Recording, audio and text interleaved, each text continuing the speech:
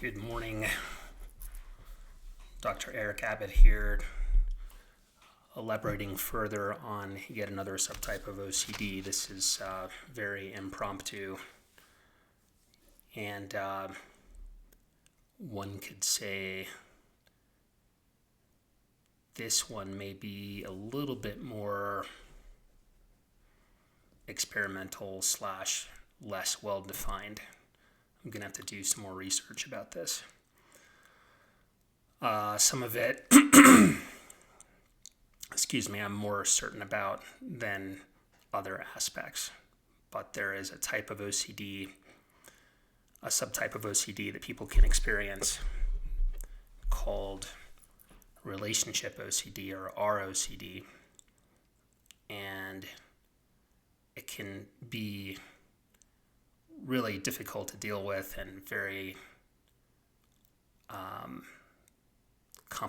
can complicate one's life, as all subtypes of OCD can do. The way that this can show up in somebody's life is that it can be really insidious, where a person can have a preoccupation with their partner's past and their past partners. So either the immediate previous boyfriend, girlfriend, or the person that they used to be married to, or the people that they've dated in the past. The patient, the individual, can have intrusive thoughts about that person or those people, and the intrusive thoughts are obviously unwanted. They're not welcome. They're very disturbing, and they show up in the form of images and almost like videos in the person's head. Oh, I wonder what happened in this particular room with this person in the past, in this particular space. I'm keeping it G-rated, but I think people can surmise what I'm talking about. So intrusive thoughts in the form of thoughts and images in one's head, and then that can turn into a series of comparisons. And they can think, well, I wonder if what that person just said to me is the same thing that they said to their previous boyfriend, girlfriend. Are they using the same pet names, the same terms of endearment, the same ideas for whatever it is, leisure activities, dinner, travel,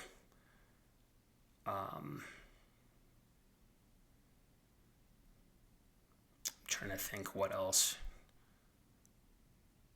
Conversations, ways of getting to know you, questions they have for you. It's easy to think, well, I wonder how many of these questions have already been asked of someone else, or how many of these scenarios that I'm finding myself in have already been done with the previous person. And so it can manifest in this really irrational type of jealousy, where you're jealous of this person or these people that came before you, but you can't place your finger on any particular thing, because there is no particular thing that you're aware of or that's in front of you. And that can be really quote-unquote crazy making. It can make you feel crazy because you're jealous because of intrusive thoughts that you have. So the intrusive thoughts come, and then the jealousy is the sort of mental response to those intrusive thoughts, and then the compulsion or the ritualization that follows that is a series of questions for the partner to reassure you. Did you ever do this, or did you say that, or how many partners have there been, or what was this person's name, or how did they look, or you might want to see pictures of the previous person to determine, were they better looking than me, or were they taller, or were they whatever. And even if they weren't, then none of that makes anything better. It actually just makes it worse, as all rituals and compulsions do with OCD. Always makes everything worse. That's the less well understood aspect of what I'm going to term relationship OCD. I did not do a randomized controlled trial. I haven't interviewed a bunch of people. That's just my understanding for one way that it can show itself. So this is not published. This is not gospel. That's just my take. Another aspect of relationship OCD, which I'm more certain about, is just the intrusive thoughts of, am I with the right boyfriend or girlfriend?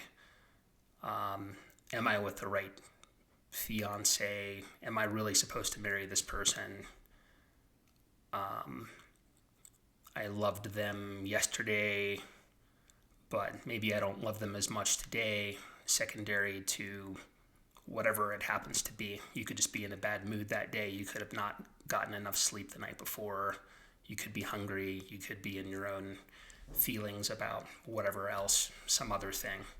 And it alters the thoughts and feelings that come up when you think of this person. It's not exactly as it was yesterday or a week before.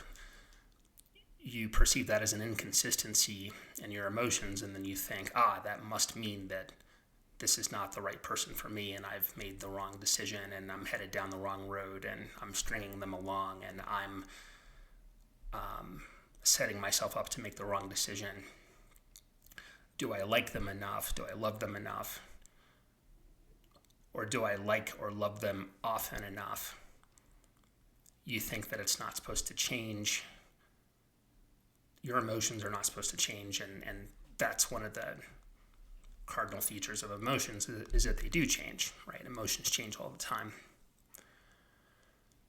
And you hear a lot of people say, well, love is not a feeling, it's more of an action and that kind of thing. And I don't know about that. I have mixed feelings about that theory. I think feelings are definitely important in terms of choosing a life partner. They would have to be.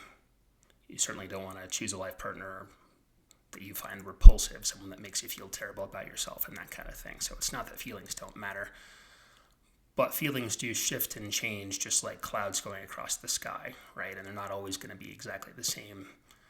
And OCD will grab onto that and decide that because your feelings change from day to day and they're not consistently at the same level all the time regarding a specific person, then it must be the wrong person.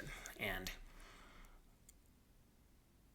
then the intrusive thoughts will come, the compulsions will come, and that can manifest in asking your partner a lot of questions around reassurance.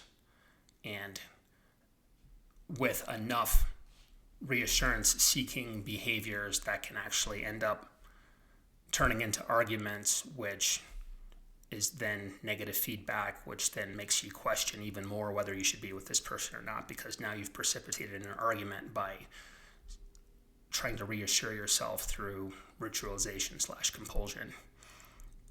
So, like all things OCD, one can reach the point of diminishing returns fairly rapidly. There's more to be said about relationship OCD, but please understand that it is indeed a subtype.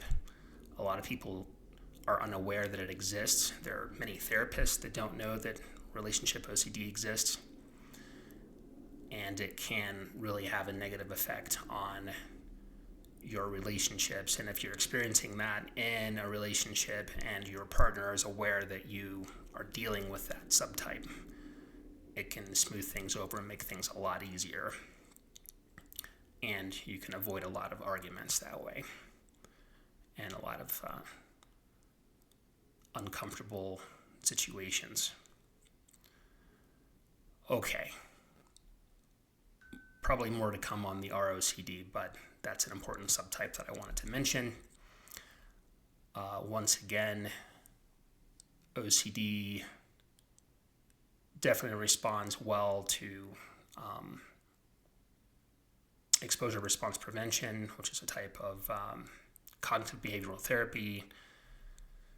There are many resources to find providers that can help you treat that.